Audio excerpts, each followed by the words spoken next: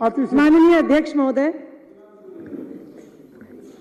एक बात तो हमारे भारतीय जनता पार्टी के विधायकों ने आज स्पष्ट कर दी कि शिक्षा पर चर्चा वो सहन नहीं कर सकते हैं कि जहां पर शिक्षा की बात शुरू हुई, जहां पर सरकारी स्कूलों की बात शुरू हुई, भारतीय जनता पार्टी के विधायकों ने हल्ला शुरू कर दिया।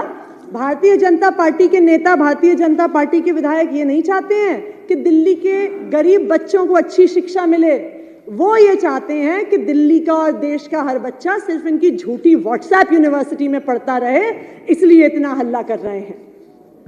माननीय अध्यक्ष महोदय, पिछले कुछ दिनों में ये एक बहुत गंभीर मुद्दा दिल्ली के सामने और देश के सामने आया है कि किस तरह से दिल्ली में एलजी महोदय, दिल्ली के सरकारी स्कूलों के जो शिक्षक हैं जिन्हें ट्रेनिंग के लिए फिनलैंड भेजा जा रहा था, एलजी महोदय ने टीचरों की फिनलैंड की ट्रेनिंग पर रोक लगा दी। ये बहुत शर्म की बात है और आज पूरी दिल्ली में नहीं, पूरे देश में इसकी चर्चा हो रही है कि जब दिल्ली सरकार अपने शिक्षकों को विदेश ट्रेनिंग के लिए भेजना चाहती है तो एलजी साहब उसमें क्यों अड़ंगा डाल रहे हैं।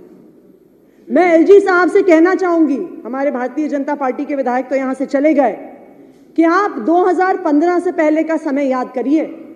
हो सकता है कि आप सरकारी स्कूल में ना पढ़े हो सकता है आपके बच्चे सरकारी स्कूल में ना पढ़े हो, लेकिन 2015 से पहले आप पूछिए जो बच्चे सरकारी स्कूल में पढ़ते थे कि स्कूलों का क्या हाल होता था।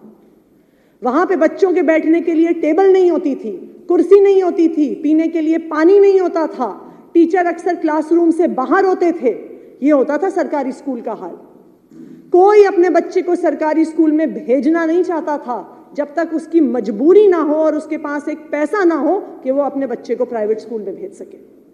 पर जब से अरविंद केजरीवाल जी की सरकार आई है, दिल्ली में एक शिक्षा क्रांति आई है।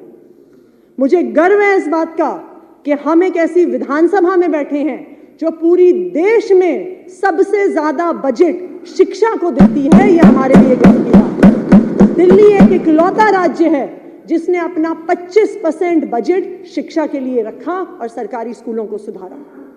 हमने नई बिल्डिंग तो बनाई, नए डेस्क लिए, नई टेबल कुर्सियां ली, बिल्डिंग को शानदार बनाया, लेकिन हमने टीचर्स की ट्रेनिंग में भी बहुत सुधार किया।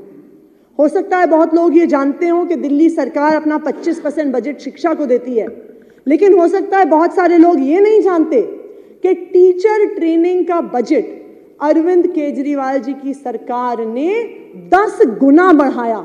अरविंद केजरीवाल जी की सरकार आने से पहले साल भर में मात्र 10 करोड़ रुपए टीचर ट्रेनिंग पे लगते थे, जबकि दिल्ली के सरकारी स्कूलों में 50,000 से ज्यादा टीचर हैं।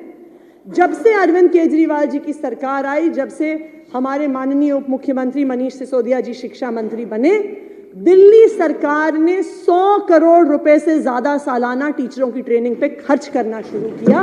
इससे सरकारी स्कूलों में बदलाव आया है। पहले सुनने में आता था कि और राजनीतिक दल होते थे, उनके मंत्री विदेश घूमने जाते थे, उनके एमएलए विदेश घूमने जाते थे।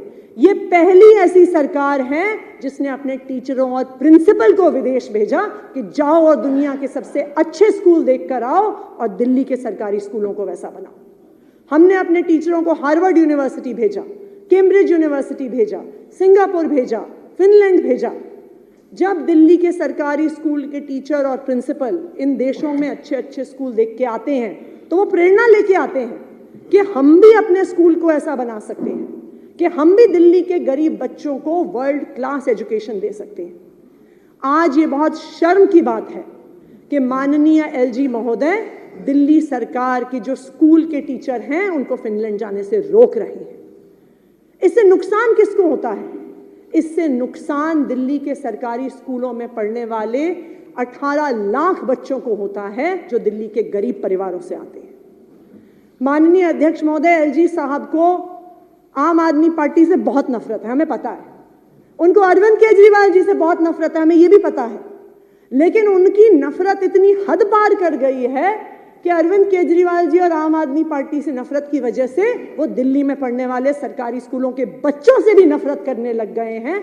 ये आज पूरे दिल्ली के लिए और देश के लिए दुख की बात है।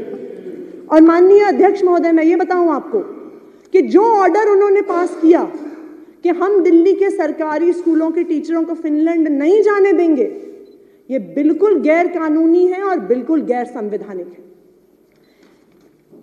दिल्ली सरकार और केंद्र सरकार की क्या पावर्स हैं, उसका फैसला सुप्रीम कोर्ट की संवैधानिक पीठ ने किया है। एलजी साहब के पास क्या पावर है, उसका फैसला सुप्रीम कोर्ट की संवैधानिक पीठ ने किया है। और ये ऑर्डर है मेरे पास सुप्रीम कोर्ट की संवैधानिक पीठ का, वो एक नहीं दो जगह इस ऑर्डर में स्पष्ट तौर में ब्लैक एंड व्हाइट में कहता है, the lieutenant governor has not been interested with any independent decision making power. ये पैरा 284 सेक्शन 17 में ये ऑर्डर कहता है। और बिल्कुल यही बात पैरा 475 सेक्शन 20 में भी बिल्कुल यही बात कहता है कि there is no independent authority vested in the lieutenant governor to take decisions. तो बिल्कुल गैर कानूनी, गैर संवैधानिक तरीके से आज एलजी साहब दिल्ली की शिक्षा व्यवस्था को, दिल्ली की स्वास्थ्य व्यवस्था को, दिल्ली की परिवहन व्यवस्था को ध्वस्त करने की कोशिश कर रहे हैं। मैं आपके माध्यम से अध्यक्ष महोदय जी एलजी साहब से एक निवेदन करना चाहूंगी। मैं एलजी साहब को ये याद दिलाना चाहूंगी कि वो भारतीय जनता पार्टी के प्रवक्ता नहीं है, वो भारतीय जनता पार्टी के कार्यकर्ता नहीं है, वो एक संवैधानिक पद पे बैठे हुए पूरी दिल्ली के लेफ्टिनेंट गवर्नर हैं। और उनकी ये जिम्मेदारी बनती है कि जो संविधान में लिखा है और जो फैसला सुप्रीम कोर्ट की संवैधानिक पीठ ने किया है, उस फैसले का पालन करें, वरना ना सिर्फ दिल्ली की जनता, पूरी देश के लोग एलजी महोदय को माफ नहीं करेंगे, इतिहास उन्हें माफ नहीं करेगा। बहुत बहुत धन्यवाद।